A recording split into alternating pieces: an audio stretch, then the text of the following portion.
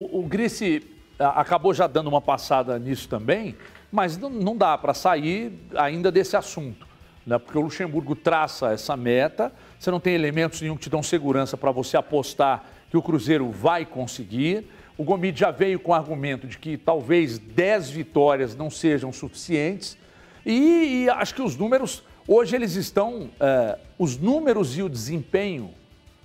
Porque vamos lá, Gris, os números e o desempenho, principalmente do ataque, um time que faz poucos gols, não toma, mas também faz poucos, eles não te dão essa sustentação. Aliado a tudo isso, você tem uma questão que você tem muitos adversários à sua frente, que você tem que secar, você tem que ganhar seus jogos e secar uma pancada de adversários. Isso torna a coisa muito mais difícil.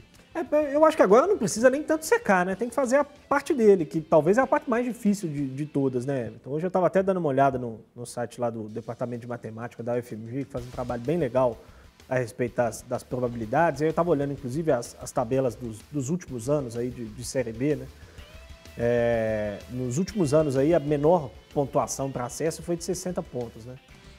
Normalmente ali o quarto colocado tem 61 ou 62, é o mais normal. E é o número que tem sido trabalhado aí, 61 uma boa possibilidade de acesso, 62 um acesso praticamente garantido, né?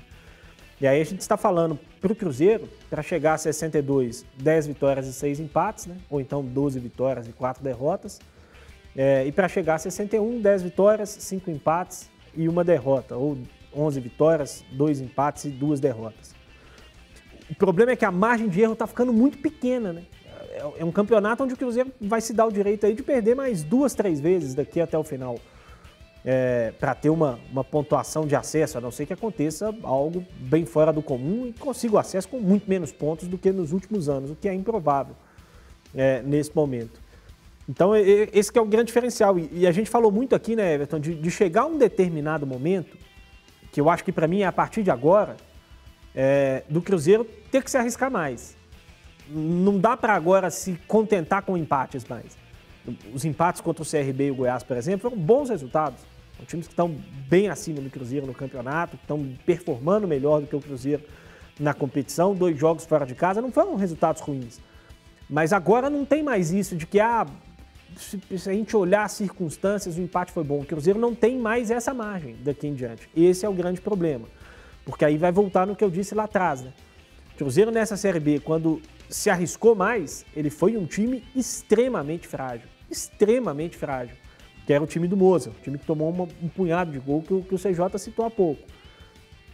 E vai ter que se expor mais daqui em diante.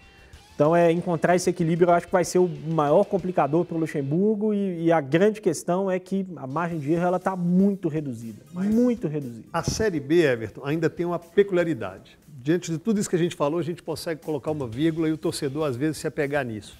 A Série B, essa segunda divisão, ela é um campeonato muito disputado, muito de altos e baixos, muito montanha-russa. Outro dia o Náutico estava lá. Claro que você tem um exemplo de um América ou a Chapecoense ano passado, você tem o Coritiba esse ano ali, mas você tinha ano passado o Paraná, que teve em queda livre, até caiu. O Náutico perdeu alguns jogadores, já se encontra ali no pelotão de cima, mas fora de um G4. A gente tem um surto de Covid. Se você pegar uma equipe que não tem essa quantidade de jogadores, uma equipe aí que, se tiver lá em cima, tiver uma sequência de 3 jogos, 3, 4, 5 jogadores tiverem um caso de Covid e tiverem que ficar de quarentena, você pode ter essa queda técnica. A Série B, ela é uma competição que ela mostra pra gente a cada rodada ou a cada 3, 4, 5 rodadas uma faixa de observação. Times que estão lá em cima têm uma queda e quando a gente fala em Série B, a gente não está falando em título, a gente está falando na 4ª vaga, que é o que interessa para o Cruzeiro. Que se dane se 3 forem melhor, o Cruzeiro tem que brigar ali no 4º. Então a Série B tem essa peculiaridade. Temos Covid, tem jogador que pode sair, ser contratado, negociado, machucar e os times não têm uma quantidade de jogador, aquela qualidade técnica, com elencos grandiosos, Everton. Isso o torcedor pode se apegar. Muito bem. O Gomide pediu também para dar uma palavrinha sobre tudo isso, Gomide, por favor. Everton, até indo ao encontro do que disseram o Grice e o CJ, né? Além da pontuação na tabela, né, dos resultados em si, né? O 0-0 contra o CRB, Ontem 1-1 contra o Goiás. A gente pode analisar o campeonato e pegar os 20 clubes, né, que participam. E através de vários números, né, que o campeonato pode nos oferecer, né, para servir como embasamento, como alicerce para análise, a gente consegue ver uma linha de tendência ou de projeção dos times ao longo do campeonato, né? E para um time que vai precisar, como disse o Luxemburgo aí, em 16 jogos, vencer 10, ou para se colocar entre os 4, ou para pelo menos brigar, né, entrar diretamente na disputa, essa linha de projeção do Cruzeiro, essa linha de tendência do Cruzeiro vai precisar melhorar, especialmente na parte que você falou aí, que é a ofensiva. E hoje, quando a gente pega os números do campeonato, essa linha de tendência do Cruzeiro, ela é simplesmente estável no campeonato. O Cruzeiro ele vai precisar, em algum momento, como disse o Grício, aumentar o número de chances de gols que ele cria. E, ao mesmo tempo, aumentar o quanto ele consegue converter realmente em gols essas chances.